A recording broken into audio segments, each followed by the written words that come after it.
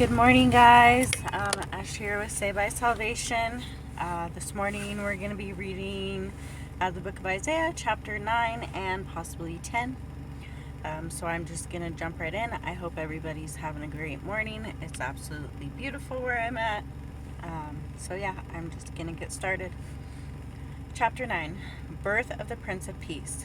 Nevertheless, the gloom of the distressed land will not be like that of the former times when he humbled the land of Zebulun and the land of Naphtali.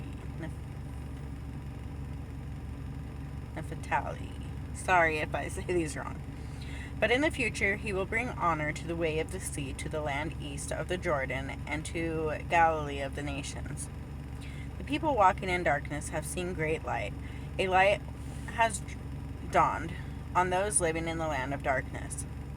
You have enlarged the nation and increased its joy. The people have rejoiced before you, as they rejoice at harvest time, and as they rejoice when dividing spoils. For you have shattered their oppressive yoke, and the rod on their shoulders, the staff of their oppressor, just as you did on the day of Midian. For the trampling boot of battle and the bloodied garment of war will be burned as fuel for the fire. For a child will be born for us, a son will be given to us, and the government will be on his shoulders. He will be named Wonderful Counselor, Mighty God, Eternal Father, Prince of Peace. The domination will be vast, and its prosperity will never end. He will reign on the throne of David and over his kingdom, to establish and sustain it with justice and righteousness from now on and forever. The zeal of the Lord of the hosts will accomplish this. A hand raised against Israel. The Lord sent a message against Jacob. It came against Israel. All the people, Ephraim and the inhabitants of Samaria, will know it. They will say with pride and arrogance, the bricks have fallen, but we will rebuild with cut stones. The sycamores have been cut down, but we will replace them with cedars. The Lord has raised up Rezin's adversaries against him and stirred up his enemies. Aram from the east and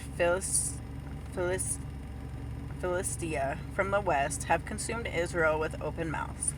In all this his anger is not removed, and his hand is still raised to strike. The people did not turn to him who struck them. They did not seek the Lord of hosts. So the Lord cut off Israel's head and tail, palm branch, and reed in a single day. The head is the elder, the honored one. The tail is the prophet, the lying teacher. The leaders of the people misled them, and those they misled are swallowed up. Therefore the Lord does not rejoice over Israel's young men, and has no compassion on its fatherless and widows, for everyone is a godless evildoer, and every mouth speaks fully. In all this, his anger is not removed, and his hand is still raised to strike. For wickedness burns like a fire that consumes thorns and barriers, and kindles the forest thickets, so that they go up in a column of smoke. The land is scorched by the wrath of the Lord of hosts, and the people are like fuel for the fire. No one has compassion on his brother. They carve meat on the right, but they are still hungry. They have eaten on the left, but they are still not satisfied. Each one eats the flesh of his own arm. Manasseh is with Ephraim, and Ephraim is with Manasseh. Together they are both against Judah. In all this, his anger is not removed, and his hand is still raised to strike.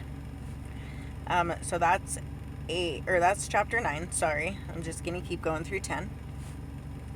Woe to those enacting crooked statutes and writing oppressive laws to keep the poor from getting a fair trial, and to deprive the afflicted among my people of justice, so that the widows can be their spoil, and they can plunder the fatherless.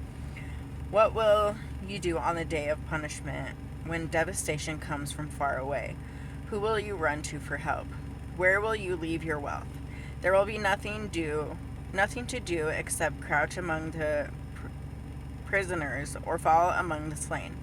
In all this, his anger is not removed, and his hand is still raised to strike.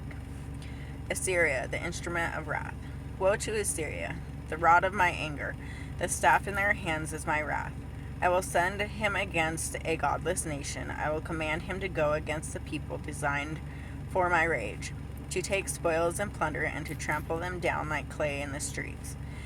But this is not what he intends. This is not what he plans. It is his intent to destroy and to cut off many nations. For he says, aren't all my commanders kings?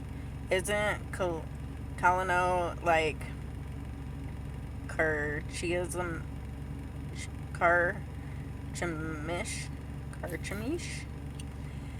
Isn't Hamath like Arpad? Isn't Samaria like Damascus? Is my hand seized to adulterous kingdoms, whose idols exceeded those of Jerusalem and Samaria? And as I did to Samaria and its idols, will I not also do to Jerusalem and its idols? Judgment on Assyria. But when the Lord finishes all his work against Mount Zion and Jerusalem, he will say, I will punish the king of Assyria for his arrogant acts and the proud look in his eyes. For he said, I have done this by my own strength and wisdom, for I am clever. I abolished the borders of nations and plundered their treasures. Like a mighty warrior, I subjugated the inhabitants. My hand has reached out as if into nest to seize the wealth of the nations. Like one gathering abandoned eggs, I gathered the whole earth. No wing fluttered, no brake opened or chirped. Does an axe exalt itself above the one who chops with it? Does a saw magnify itself above the one who saws with it? It would be like a staff wavering on one who lifts it. It would be like a rod lifting a man who isn't wood. Therefore, the Lord of God of hosts will inflict an emaciating disease on the well-fed of Assyria, and he will kindle a fire under its glory. Israel's light will become a fire, and its Holy One a flame.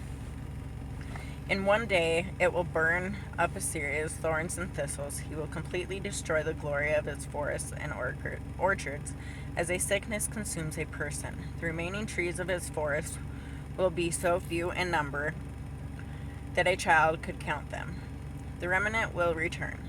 On that day, the remnant of Israel and the survivors of the house of Jacob will no longer depend on the one who struck them, but they will faithfully depend on the Lord, the Holy One of Israel.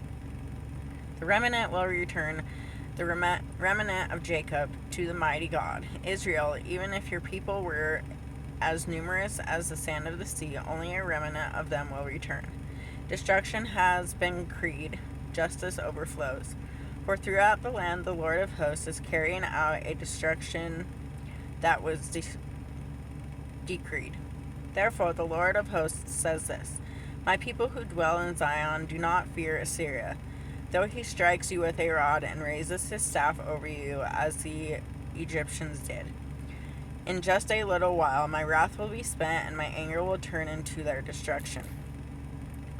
And the Lord of hosts will brandish a whip against him as he did when he struck Midian at the rock of Oreb.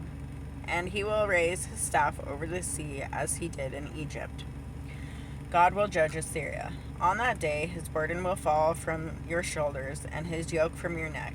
The yoke will be broken because of fatness. Assyria will come to Aiath, as has gone through Migron, storing its equipment at Mishmash. They crossed over at the ford, saying, we will spend the night at Geba. The people of Ramah are trembling. Those in Gibeah of Saul have fled. Cry aloud, daughter of Gallium. Listen, Lishia. Anathoth is miserable. Madamana has fled, the inhabitants of Gibeon have sought refuge. Today he will stand at Nob, shaking his fist at the mountain of daughter Zion. the hill of Jerusalem. Look, the Lord God of hosts will chop off the branches with terrifying power, and the tall trees will be cut down, the high trees felled. He is clearing the thickets of the forest with an axe, and Lebanon with its majesty will fall. So that's chapter 9 and 10. Again, I apologize for any mispronounced words or names. I know that it's kind of important to get those right. So yeah, I do apologize for that. Anyways, I hope you all have a wonderful day. Just truly amazed by God's gifts, and truly blessed. So anyways, that's what I have for you guys today. Thank you for watching, and I'll see you next time.